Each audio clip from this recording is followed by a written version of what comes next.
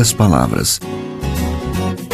Um olhar sobre o mundo, a vida e a sociedade, à luz da Palavra de Deus, com Augustus Nicodemos. Estamos começando mais uma edição do nosso programa Em Poucas Palavras, pela graça do bom Deus. E nós temos observado alguns relatórios através do Podomatic que dá para a gente esse respaldo, esse feedback, digamos assim. Que esse programa tem alcançado mais de 1.800.000 pessoas no mundo inteiro. Graças a Deus. Muito mais do que um dia a gente jamais imaginou. Pois é. Gente de todo lugar do Brasil, e aí eu fico pensando, muitos devem ser missionários brasileiros que estão aí, quem sabe, se alimentando, fortalecendo a fé através desses programas. Tem um até na ilha de Madagascar, né? Pois é. Já pensou? Que legal. O senhor tá bom, pastor? Tô bem, graças a Deus, Nathan. Feliz por voltar a gravar o nosso programa. Que bom. Então vamos mais um programa hoje, e fortalecendo aí a fé dos nossos ouvintes. E você que ainda não conhece Cristo Jesus, fique atento para conhecer a palavra de Deus que fala sobre esse nosso Senhor.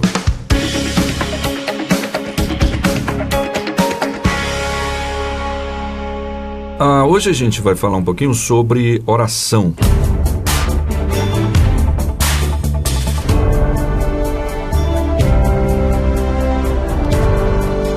Eu tenho um e-mail aqui, pastor, do Sérgio Costa. Ele escreve, citando Tiago, capítulo 4, versículo 3. Ele diz: pedis e não recebeis, porque pedis mal para gastardes em vossos deleites.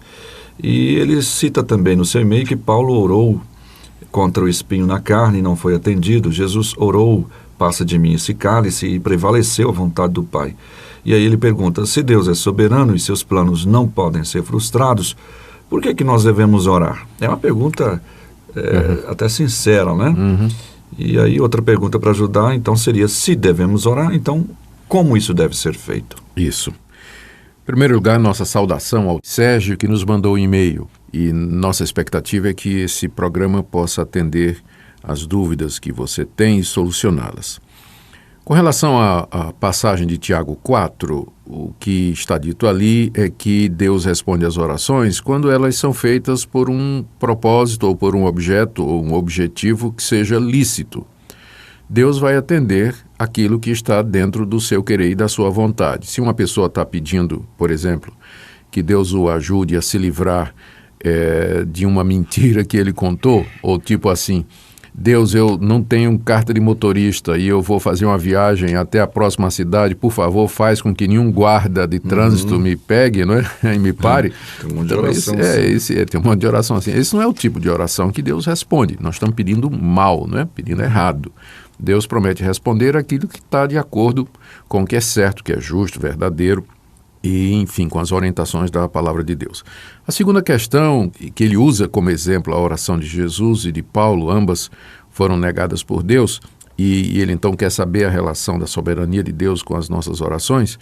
O que nós dizemos é que na sua soberania e no governo do mundo, Deus estabeleceu e determinou que as nossas orações seriam os meios pelos quais ele haveria de realizar os seus objetivos. Então, num sentido muito real, as nossas orações fazem a diferença. Deus ouve, Deus atende, Deus responde. As orações não são ilusórias. Nós podemos orar com confiança e pedir a Deus aquilo que está de acordo com a sua vontade, na expectativa de que Ele, no tempo dele e da forma dele, haverá de nos responder.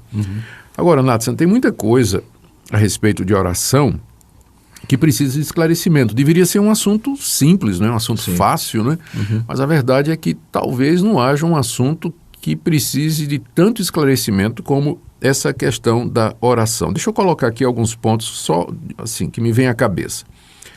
Primeiro sobre o como orar, porque é uma das perguntas também aí do Tiago, né? Sim. A Bíblia é muito clara sobre como a oração deve ser feita. Ela tem que ser dirigida a Deus, ela não pode ser dirigida a anjos, ela não pode ser dirigida a quem morreu, ela não pode ser dirigida a imagens. A oração tem que ser dirigida ao Deus triuno, Deus Pai, Deus Filho e Deus Espírito Santo. Ela tem que ser feita em fé, ou seja, crendo que Deus existe e que Ele recompensa aqueles que o buscam. Ela tem que ser feita em nome de Jesus e não no nosso próprio nome, ou não no nome de algum santo, ou de um outro mediador, porque só tem um mediador entre Deus e os homens, que é Jesus Cristo. E ela tem que ser feita pelos motivos corretos e a partir de um coração que não contempla a vaidade nem a iniquidade. Há muitas passagens na Bíblia que dizem que para receber de Deus uma resposta, nós precisamos estar andando com Ele. Por exemplo, o Senhor Jesus disse que se nós não perdoarmos aos homens os seus pecados contra nós, também o nosso Pai não nos perdoará as nossas ofensas quando a gente pedir perdão. Também no livro dos Salmos diz: se eu no meu coração contemplara a iniquidade, o Senhor não me ouviria. E muitas outras passagens onde há essa relação entre a santidade de vida e as respostas de oração, não é?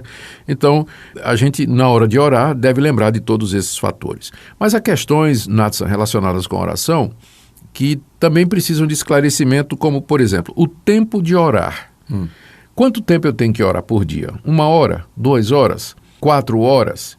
Tem muita gente que fica preocupada com isso. É até meio legalista nesse sentido. Né? Nesse sentido. Acaba a Bíblia, uma ordem, né? A Bíblia não estipula, Natsan, um tempo de oração. Na verdade, o que a Bíblia diz é que nós temos que orar sem cessar.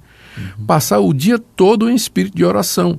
Enquanto eu estou no trânsito, enquanto eu estou lavando prato, enquanto eu estou no meu escritório, enquanto eu estou estudando, enquanto eu estou me divertindo, o meu coração deve estar sempre elevado e conectado com Deus, em comunhão permanente com Deus. Se nós tivermos, e é bom que tenhamos, possibilidade, devemos reservar um tempo separado só para isso. E isso vai variar muito de acordo com a pessoa.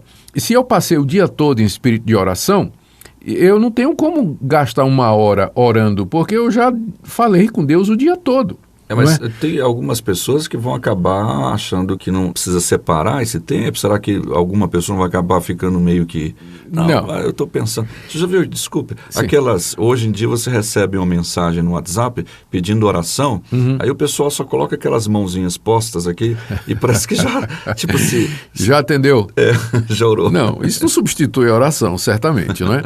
Mas o que eu quero dizer, Natsan, é que se a gente puder, Jesus nos deu o exemplo de como ele separava diariamente um tempo para a oração. O que eu estou dizendo é que não nos é dito quanto tempo era isso. Então, é bom todo dia nós temos um tempo a sós com Deus, o que não exclui a gente passar o dia todo em espírito de oração. E se você tem esse hábito de ter um espírito constante de oração, viver em oração constante com Deus, naqueles dias em que não der para você separar um tempo, não vai prejudicar tanto a sua vida espiritual, não é? Outra questão que as pessoas têm é que horário durante o dia a oração é mais eficaz. Tem gente que diz que orar pela madrugada. Tem gente que diz que orar 3 vezes por dia. Tem gente que vem com essas ideias aí, as mais absurdas, né, a respeito de oração. A verdade é que a Bíblia não estabelece nenhum horário em que a oração seria mais eficiente do que em outros. Orar de madrugada pode ter uma vantagem, tipo assim, você está sozinho, há silêncio, não é? O clima é mais agradável, então isso pode ajudar você na sua atitude mental, no seu foco, né? Mas não que isso vai fazer a oração ser mais agradável, orar pela madrugada. Não há nada na Bíblia que diga que Deus responde melhor às orações da madrugada do que aquelas feitas ao meio-dia, ou no meio da tarde, ou qualquer outro horário. Estou me lembrando aqui, pastor, que tem gente que perde o sono e diz assim, dá o remédio. Fala, se você perder o sono, você acorda para orar que o diabo faz você dormir. Como se fosse um sonífero. Pois é. Outra questão que o pessoal mistura muito, Natsan, o lugar de orar. Eu vou orar no monte, porque lá no monte Deus atende. Ou então eu vou orar em determinado local, no vale, porque no vale Deus atende. Eu vou orar lá na casa da irmã profetisa fulana de tal, porque lá Deus atende. Não há um lugar específico na Bíblia onde Deus prometa responder as orações mais do que ele responderia em qualquer outro lugar.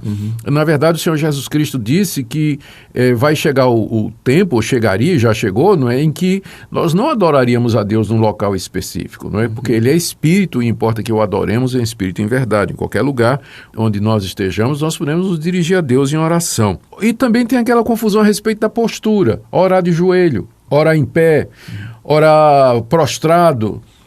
Alguns acham que a postura na oração torna a oração mais eficaz se for feita, por exemplo, vamos pegar o mais comum, de joelhos. Se a gente ora de joelhos, é uma postura geralmente de quebrantamento, de humilhação, de um servo que se ajoelha diante do seu Senhor. Coração então, já dobrado. O coração dobrado, então aquilo pode psicologicamente nos ajudar, mas não é o estar de joelhos que vai fazer com que a oração seja mais eficaz se eu a fizesse do que se eu a fizesse em pé, ou sentado, ou deitado na minha cama.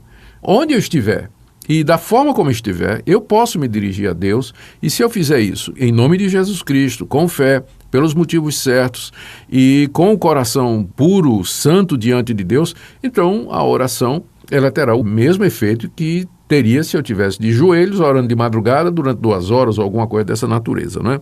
Uma outra coisa que o pessoal também confunde muito nessa área de oração é a famosa oração de concordância, que está escrito lá em Mateus 18, né? Se 2 ou 3 concordarem naquilo que pedirem, será feito pelo meu Pai que está no céu. Só que no contexto, o Senhor Jesus estava se referindo a um processo disciplinar, em que a igreja se reunia para tratar de um irmão faltoso. Chamaria 2 ou 3 testemunhas para poder tratar daquele assunto.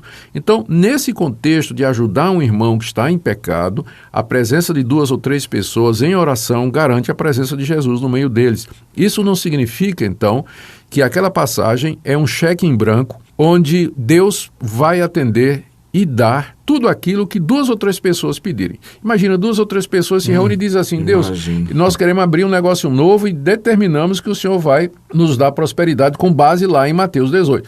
Não é isso que aquela passagem está falando. Ela é tirada muito de contexto, né, e usada para isso aí. Outra coisa que as pessoas precisam entender, Nathan, é que o nome de Jesus não é uma senha para desbloquear as bênçãos de Deus. Sim. Como se fosse um talismã, como se fosse uma palavra mágica, não é? Alguma coisa nesse sentido. Então, orar em nome de Jesus significa simplesmente orar confiando nos méritos de Jesus. Que a nossa oração chega a Deus através dele e por causa dele. E que Deus nos atende não é porque nós merecemos, mas por causa de Cristo, do que ele fez na cruz, que nos reconciliou com Deus pela intercessão de Jesus Cristo em nosso favor. Então não há nada mágico aí, místico, usar o nome de Jesus como se fosse um abracadabra, né, ou abre-te sésamo, ou alguma coisa do tipo. Não é nada disso. Muitas pessoas têm esse tipo de confusão. E tem muitas outras coisas aí que a gente poderia falar, nosso tempo está terminando, Nathan. Mas o resumo que eu quero dizer é o seguinte: a gente deve passar o dia em atitude de oração, de dependência de Deus, em comunhão com Deus mediante Jesus Cristo, andando no Espírito, orando em todo o tempo, orando sem cessar. Buscando orientação, intercedendo por outras pessoas, agradecendo as bênçãos e, sendo possível, e eu espero que seja, tirando um tempo para, diante de Deus, orar mais especificamente por assuntos específicos, por uma lista de oração, com isso ler a palavra de Deus também, enfim, ter um culto individual, devocional particular. É isso que nós achamos que é o ideal e é isso que eu espero, querido ouvinte, que você também pratique. Muito bom. Você falou agora há pouco de interceder pelos irmãos e tal. R.C. Sproul, naquele livro Discípulos, hoje ele diz que muitas vezes as pessoas pensam que a gente só ora para pedir, mas a gente ora para agradecer a Deus, para interceder pelos outros, para louvar a Deus, né? Exatamente. Bom, pastor, obrigado pelo seu comentário e a resposta também para o Sérgio Costa. Obrigado, Sérgio, pela sua audiência e compartilhe esse programa com outras pessoas. E a gente fica por aqui, pastor. Muito obrigado, querido ouvinte, e até o próximo programa. Pai nosso que estás nos céus,